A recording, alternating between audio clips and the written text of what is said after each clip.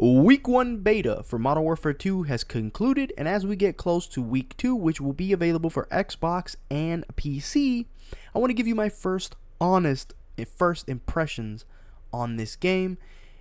My name is Gene from Gray Matter Games, and my channel covers everything gaming from the lead up to games like marketing and the hypeness of trailer breakdowns, to honest reviews about the game and whether you should buy it, to just simply exposing new gamers to different genres of gaming so that they can enjoy all aspects of gaming. I'll cover all that to the best of my abilities, and let's get right into this. There's a lot of pros, there's a lot of negatives. I believe that there's enough pros that it outbalances the negatives, but the negatives that are there are big enough that it does turn off a good majority of people. Before we get into that, let's talk about the positive very briefly. Number 1, Gunsmith is back for the 4th time or 3rd time. Honestly, I've lost track.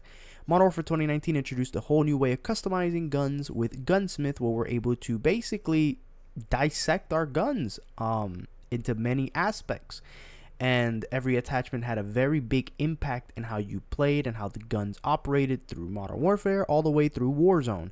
And it carried on through Cold War, it carried on through Vanguard, and now it is returned to Modern Warfare 2, and it just innovated itself once again by introducing something called like a gun tree. It's basically like a family tree, right? And they used one gun in the beta. There's plenty of guns in the beta, but every one of them are locked in terms of how many attachments you can get. But the one gun that they used to introduce the family tree was the M4. The M4 connects to the M16, the M16, and the M4 connects to an LMG. The LMG and the M4 and the M16 connect to a sort of SMG and TAC rifle and battle-hardened rifle. They're all connected. And what that means is when you pick out your first gun, the M4, and you max it out, and you want to move on to the M16, when you pick up that level 1 M16, you get to put attachments that are shared through those two guns. And it moves on towards the LMG, it moves on towards the SMG, and the battle-hardened rifles, or battle rifles, whatever they're called, and so on and so forth. And it basically allows the player to have a smoother transitioning to grinding the weapons. I know we're all tired of just, going through 70 or 75 levels of grind to then start back at 0 over and over and over again through every gun you pick up. So that's a cool thumbs up. I kind of wish that would happen with camos, but we all know that's not going to happen. Beggars can't be choosers. Moving on, the engine looks amazing. The guns sound great. The guns feel great. The footsteps, a lot of people are complaining about the footsteps being too loud. I personally feel like 2019, everybody sounded like horses. Cold War is a traditional Treyarch, so, what are footsteps? Vanguard, I thought they weren't that bad in Vanguard. I actually don't think they're that bad here. I think, I can still hear people, but it's not that bad. I think it's almost like Vanguard, so it's tolerable. I don't know why people are complaining. If anything, people shouldn't be complaining about how loud it is. People should be complaining that I can't differentiate the different types of sounds in terms of footsteps. Is it me? Is it my friends? Is it an enemy? I don't even know. But that's beside the point. Overall, I think in terms of the build of the game, I think it's great. I think the maps are a step up from Modern Warfare 2019. That doesn't mean they're the greatest maps, but I don't think they're the worst either. 2019 still has the worst maps. These, I think, were a lot more tolerable, especially when I was playing objective game modes like Domination. We also introduced a new game mode, which is the Civilian Rescue game mode. I thought that was fun. It seems like a step up, an evolution of VIP Escort from Cold War. It's basically when you and your friends go on the offensive and you have to try to get and save this civilian from the enemy team. The enemy team, of course, has to kill off the offensive team. But then once you pick up the civilian, the person picking up the civilian will be limited to what they can use as they try to escort that civilian, and your friends have to cover them. I hope that makes sense. That's the best way I could explain it. It's basically VIP Escort from Black Ops Cold War, except with an actual person. I think that's I think that's cool. Third person mode is cool. It was never my thing in Modern Warfare 2, but if you like it and you want to try it out, go check it out. I think third person mode is cool. It's basically third person all the way up until you aim down your gun, then it goes straight into first. I think it's a interesting mechanic, nice little homage to the original Modern Warfare 2. Let's see. I think the perks, in terms of what perks can do, they're very well balanced in my opinion. Especially Spotter. I like how Spotter has been redone, reworked. I think it's cool. I think the abilities we get in the game, like the special abilities, like the little mask, the little medicine you get to inhale. I think all the abilities in this game are pretty solid. Some returning from 2019, some are brand new, some are overhauls. I think the mechanics, like that little grenade you chuck on the wall that goes through the wall and blows up everybody on this side, I think that's a very cool technique. Equipment, I also think the shock charge is very well. It's not OP, but it's not too weak. It's very well used to make you waste your ammo, be, paralyzed to a degree. And yeah, you could still kill the person that's going to rush you, but most often than not, you get to kill the person that is shocked, which I think it's cool. And I think that's it for positives. Negatives, and again, we could say SBMM, but I'm not going to cover that. That's a given. It's going to always be there.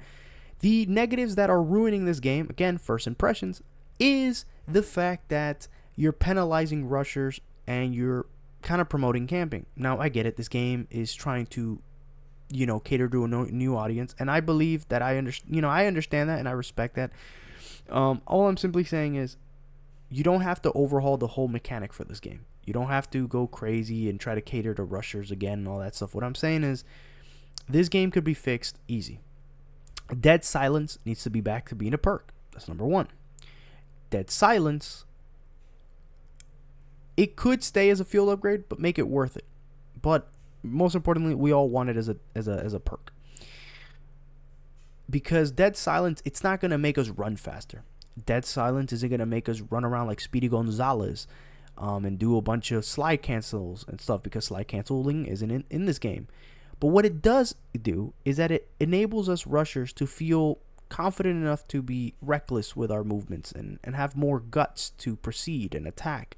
Whereas everyone's camping left to right, and I think that annoys people. I think it's a well-balanced. As long as you put Dead Silence as a perk, it's a well-balanced mixture of campers can still play like Modern Warfare is intended to be, but there's going to be rushing to a degree. Not the traditional rushing, but it's good enough of a movement that you're going to see people being a little bit more risky, risk versus reward. I don't think the perk system is great. The fact that they're shoving support, like basically what they did was they let us pick out 4 perks, but they work like support streaks. You have to earn them and wait over time. And I think the reason this is bad is because A, it takes a while for you to get your perks. B, it defeats the purpose of perks. And C, most importantly, if you join a game in progress, most often than not, the enemies have all their perks, or at least almost towards all their perks, whereas you just started and you're not going to get your 3rd and 4th perk. It takes a good amount of time, okay? Also, the score with the time limit and how big the maps are, they got to adjust the whole score or time limit so that these maps don't run out of time. I've had a lot of problems like that. Another thing that needs to be fixed, and it's just my honest opinion, the minimap. That will also help a lot. I saw a tweet today that developers are saying that they're not going to fix the minimap, that it should stay like that. They practically said, and I'm not going to paraphrase it, or I'm not going to say word for word what they said, but basically the message that they gave out was, deal with it. We're not going to fix the minimap. It's because we don't want to penalize people who accidentally fire their guns. So what? That's how it is in every game. Battlefield, you reveal your location because you shot somewhere. Boom, you're dead.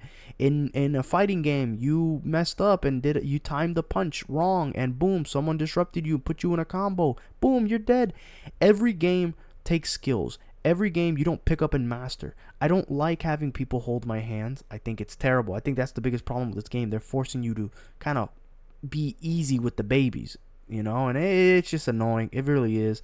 If they can fix the minimap, put Dead Silence as a perk, and overhaul the perk system back to where it used to be in Modern Warfare 2019, I think overall this game's going to be a solid year. Despite all the cons, it will benefit you. Do I believe you should buy this game? I'll be honest with you. If you're a fan of 2019 and you love everything that 2019 does, go right ahead. Go buy the game. If you're someone like myself that is in the middle, play the beta, figure it out for yourself before you buy the game. And if you're someone that hates 2019, you're not going to like this game. If you hate Vanguard, you're not going to like this game. If you basically hate everything Call of Duty's done so far, you're not going to like this game. Simple as that. Save your money. That's my honest opinion about Modern Warfare 2 and the beta thus far. Weekend 2 starts now, and by the time this video goes live, Weekend 2 starts. I will let you know if anything changes. And when it does, I will be there to cover it. When it comes to Call of Duty, I will cover the launch, what I think about the launch. I will cover every season, what I thought about the season. And then when the life cycle is over for this COD and we get ready for the next one, I'll give you my honest opinion of whether or not this game was good or not and give you my review overall now that the game is over. That's going to be my take on Modern Warfare 2 thus far. Like I said, it was very brief, very casual, very straight to the point, and very honest. I could ask a lot of things. Hey, go back to the golden age of Call of Duty, but we're never going to go there. I just want the new Call of Duty to, okay, you want us to adapt to your style of playing? Fine, I'll do that. But you have to at least do something to reward me in the process. In other words, Dead Silence is a perk.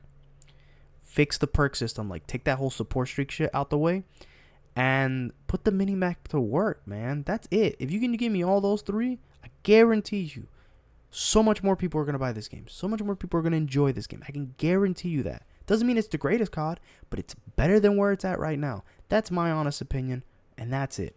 That's all the time I got for everybody right now. Until next time, peace.